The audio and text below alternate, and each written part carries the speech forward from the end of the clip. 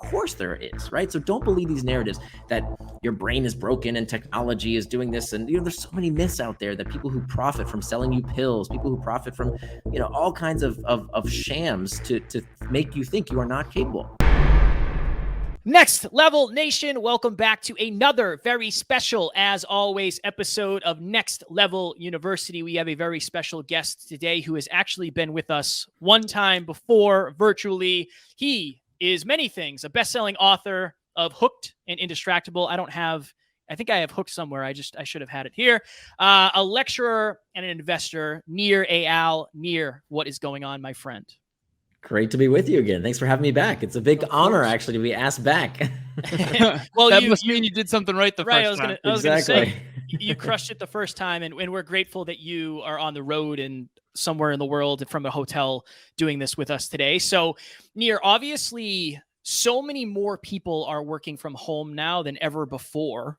And I think there's a lot of distractions at home. I have 2 kittens that like to bust in and they want to knock down the door and climb all over my stuff. What advice do you give to people who maybe for the first time in their life, they're really, really stationed at home? There's a lot of distractions. What advice do you have to people who are struggling with that?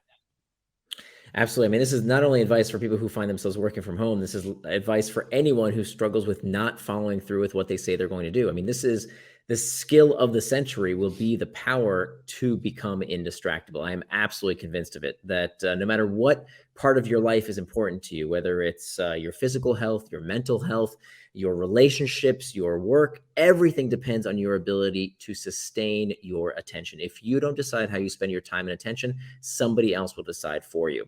And so in this day and age where it is so easy to get distracted with all the various things, not only, of course, social media and what's happening in the news and email and work, but now we're working from home. So we have kids, we have pets, we have all the chocolate cake that's in the refrigerator, all these potential distractions pulling us away from what we say we're going to do with our time, our attention, and our lives.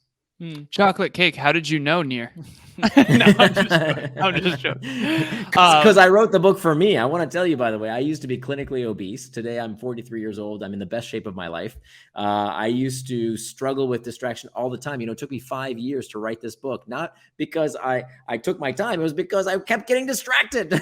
That's why I wrote the book for me more than anyone else. And frankly, when I looked out there at the solutions that most people recommend, they don't work. Right? We've all heard, throw away your cell phone, stop using social media, just, turn off the news. It doesn't work. It's a really simple thing to say, but it doesn't actually work. Many of us, we depend on these technologies, these tools for our livelihoods. We can't just stop using them.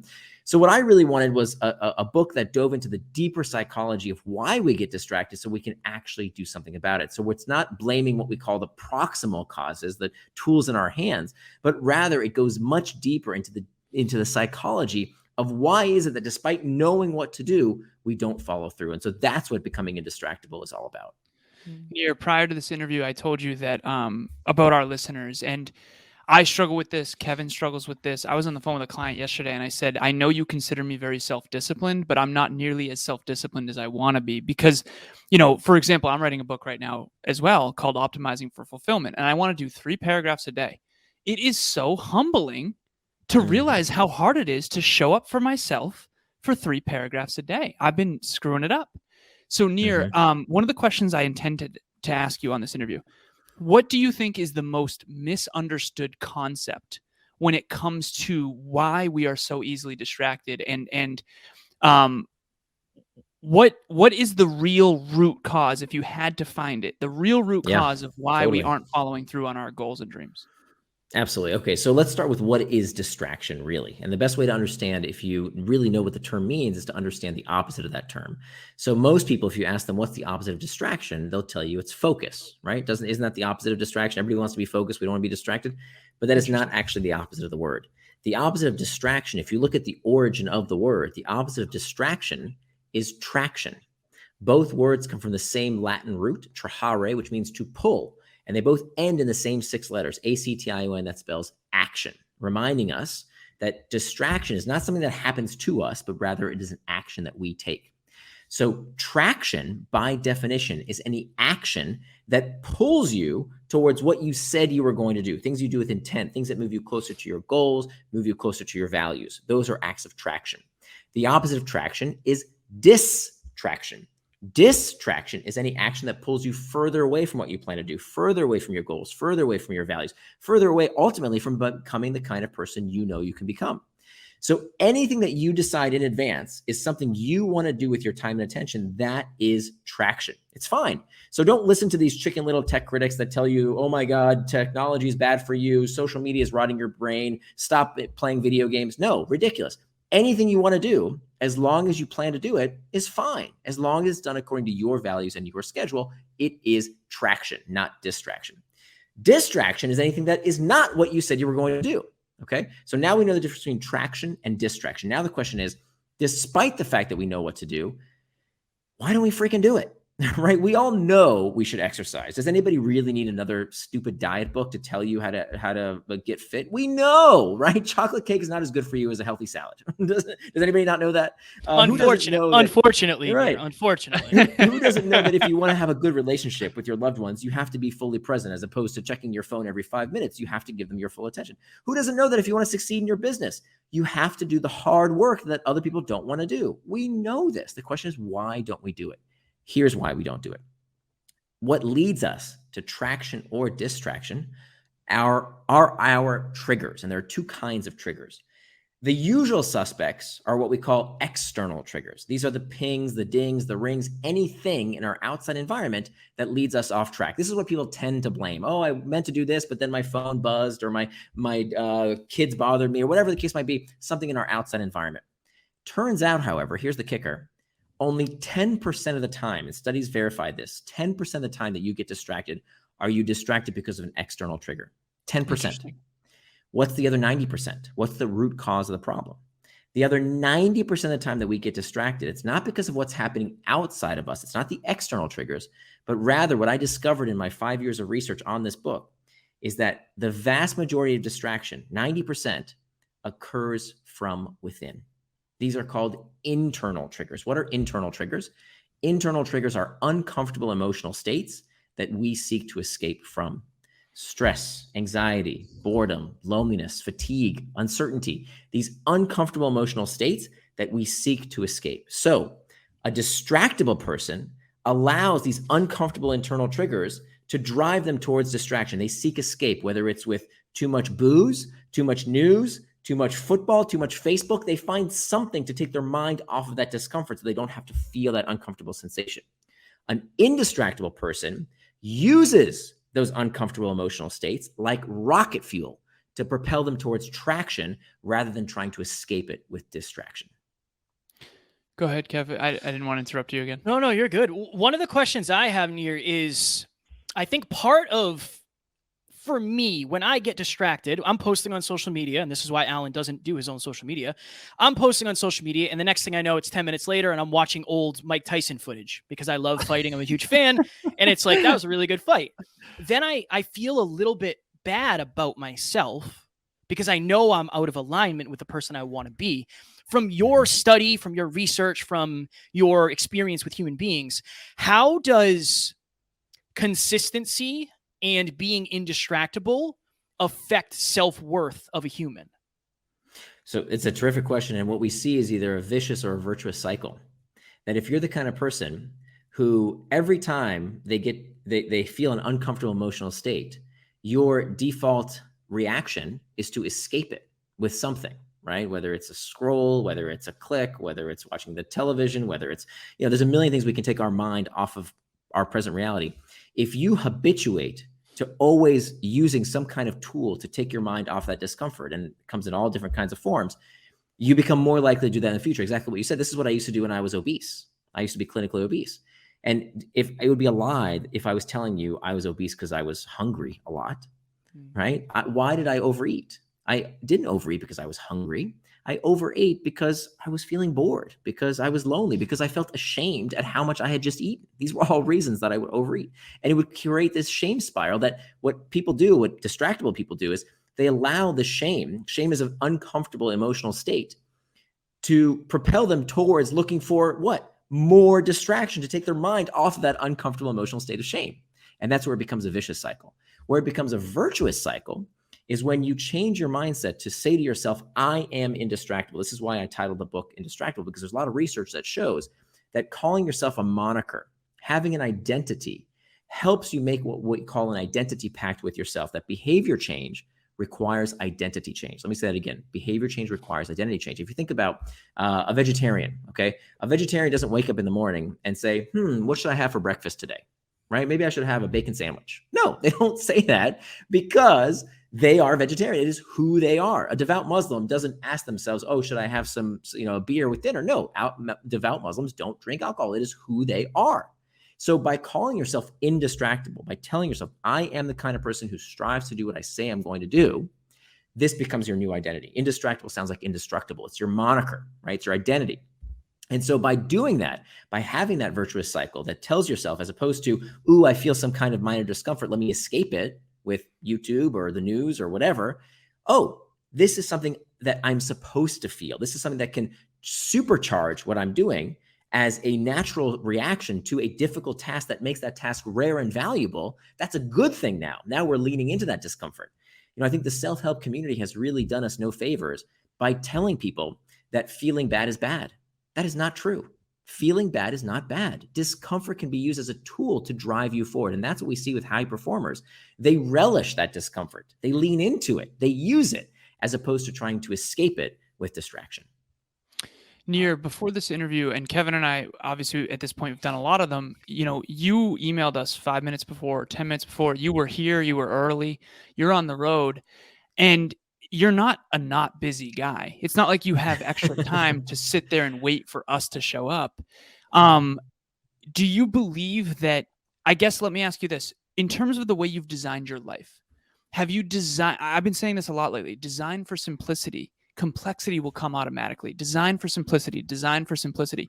What is your thought process around the way in which you design your own life and your own day so that you stay in traction and have that high self-worth that I think everyone is really seeking? So I think if there's one mantra that sums up the entire book in my 5 years of research, it's this, that the antidote to impulsiveness is forethought. I'll say that again. The antidote to impulsiveness is forethought. Distraction and procrastination, these are not character flaws, okay? There's for 99% of the population, there's nothing wrong with you. You're not broken, right? You don't need a diagnosis. You're a perfectly wonderful person, right? People take these traits as somehow part of their character. Oh, I'm no good at time management. I have a short attention span. I have an addictive personality. They label themselves, and of course, you perform to the level of your expectations. So if you tell yourself, I'm no good at time management, well, of course, that's true because you've already set that expectation. So I think what's very important to realize is that there is no distraction that we can't overcome if we plan ahead. The antidote to impulsiveness is forethought. These problems are not character flaws. There's nothing wrong with you. It's simply that you haven't learned the tools. None of us have, right? This is a relatively, the challenges have changed in terms of how to deal with distraction. So we many of us just don't have the skill set to know how to deal with these distractions in a healthy way. And so the antidote to that, this impulsiveness, that's fundamentally what this problem is. It's just a matter of impulsiveness. The antidote is to plan ahead. So whether it's the news or Facebook or the chocolate cake or, not working out or whatever it is that you're not doing or that might be distracting you, the antidote is to take time today to prevent getting distracted tomorrow. Because if you leave it up to the last minute, you will lose. Okay. If the chocolate cake is on the fork on the way to your mouth, you're going to eat it. If the cigarette is lit in your hand, you're going to smoke it. If your freaking phone is next to your bed on your nightstand, it's going to be the first thing you reach for in the morning before you even say hello to your loved one. Because it's too late. You've already lost. You have to take steps in advance to make sure you don't get distracted. And so that's what changed my life. That's how I went from a person who was very distractible, saying I would do one thing, I'm definitely going to eat right. I'm definitely going to exercise. I'm definitely going to spend quality time with my kids. I'm definitely going to work on that big project. I'm definitely going to write today. And I didn't, to now being the kind of person who follows through. I am indistractable. Why? Because I take steps today to make sure that tomorrow I will do what I say I'm going to do. And that's what the 4 parts of the indistractable model are all about. What advice do you have, Nir, to people who, Alan and I have coached a lot of people at this point, and one of the things that I got pushback on a lot was like scheduling and being regimented because it was against, and I don't want to blanket statement anything, but it was more of a masculine approach instead of a feminine kind of more go with the flow and enjoy. What do you have in regards to that, where like Alan and I love being regimented. I don't like surprises. Genuinely, I don't like surprises, but a lot of people do. How does somebody become more scheduled, more regimented? I don't want to use the word concrete, but put those barriers up so they can actually stay on track. Well, look, if you don't have a problem with getting done what you say you're going to do with your time and your attention and your life, like this episode isn't for you. My book isn't for you, right? But if you say to yourself, geez, you know, I have a to-do list a mile long and all this stuff is piling up and I'm just not finishing what I said I'm going to do. I'm not living the kind of life I know I can live. Why not? Why is everybody getting so much done and I'm not? If you're struggling with that, if that's something that you experience, then okay, let's talk. What the first rule of becoming indistractable is to master those internal triggers. We talked about those, and there's a dozen different techniques in the book Indistractable about how to do just that. That's step number one. Master the internal triggers or they will become your master. The second step is to make time for traction. So here's the thing. What is up, you guys? My name is Gabby, and I just want to give a huge shout out to Kevin and Alan for the community that they have created and the mission that they are on over at Next Level University. Never in a million years did I think when I started listening to the Hyperconscious podcast 2 years ago that I would be as invested as I am today. But here we are 2 years later. I have done group coaching. I truly look forward to every single episode they drop, all of the things that they're teaching. And I am now doing one-on-one coaching with Alan to help level up in my business.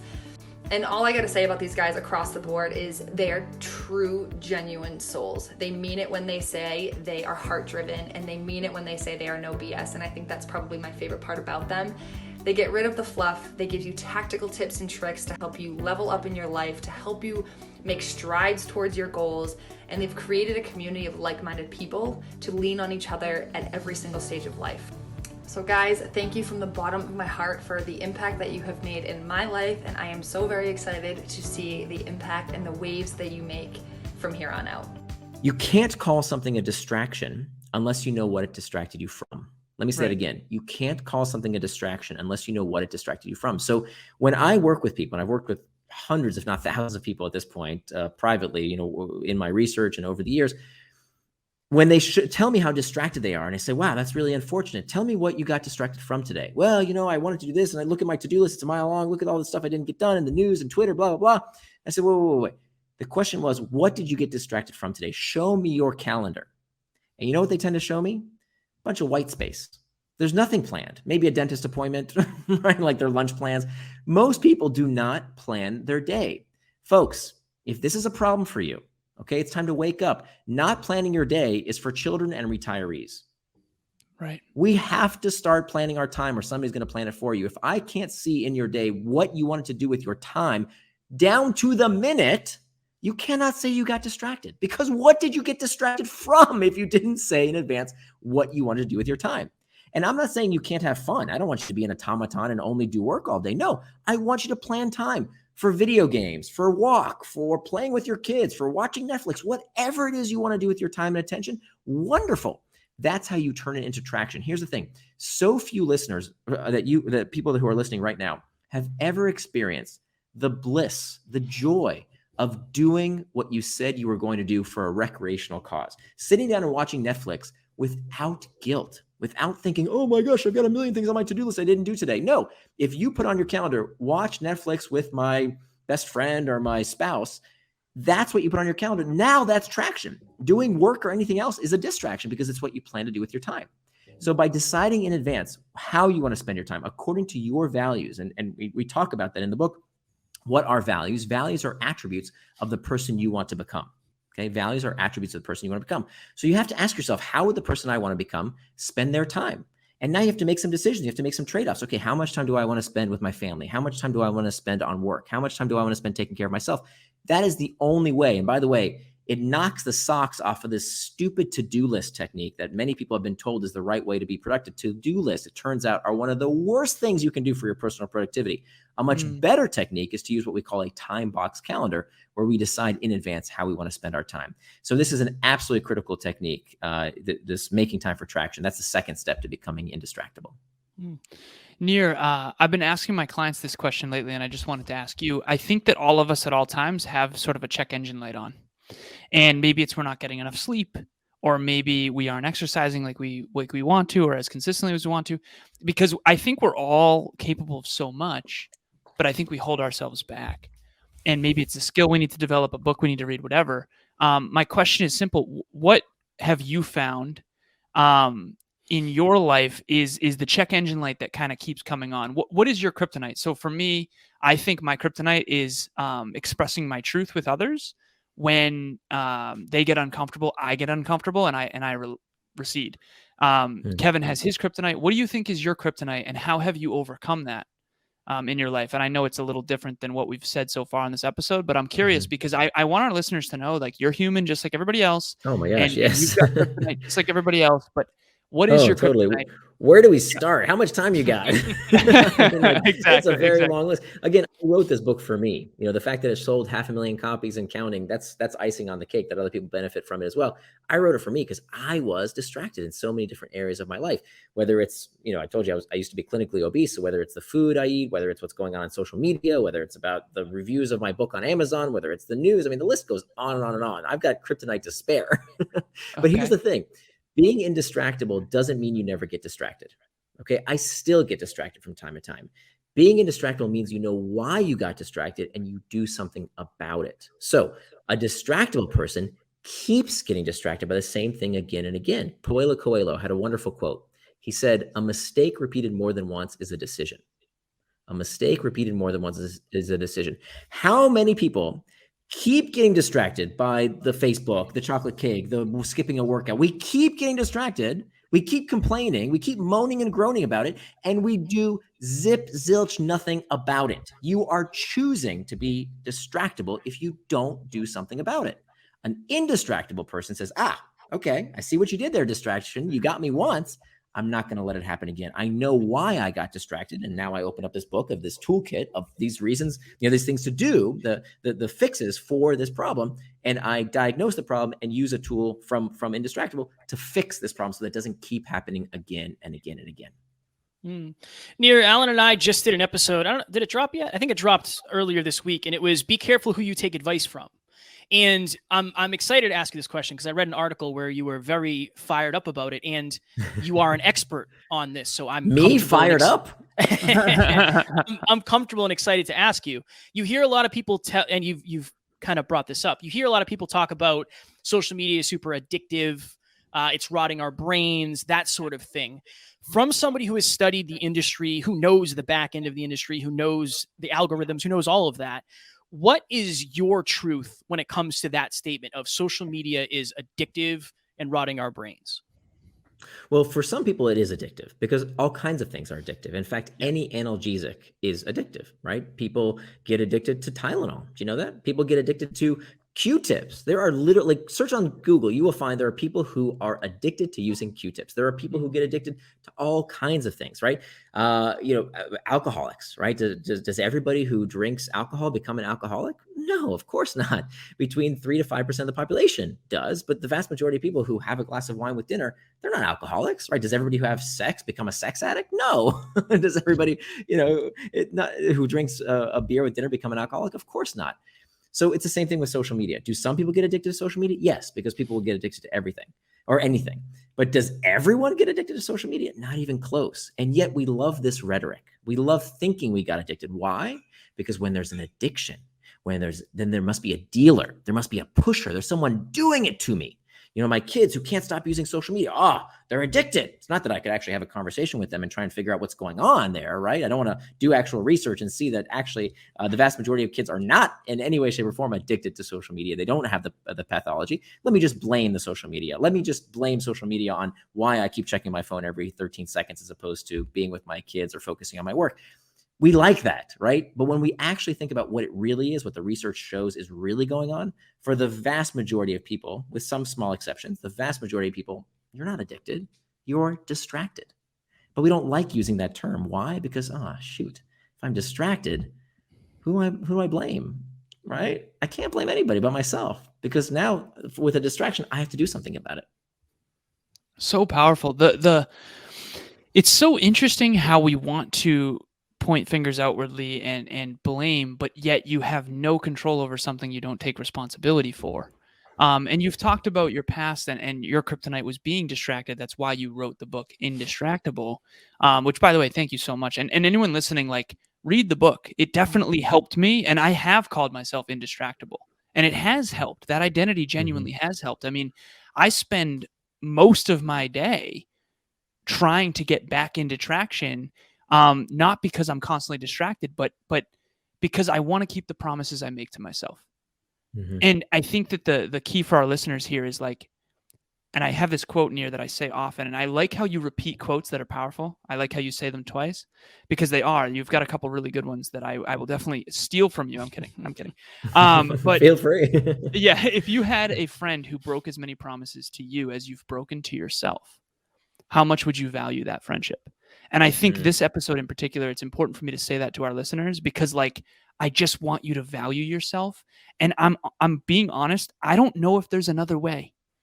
Like, if you keep breaking the promises you make to yourself, I just don't think you're going to have high self-esteem. And I just don't want to see that happen anymore. So my last question for you, Nir, is what is your take on self-esteem and how someone can leave this episode right now and then go build their self-esteem through their own responsibility and their own actions? What's a tangible, tactful way they can go do that after this episode? So I think the path to self-esteem passes through self-efficacy.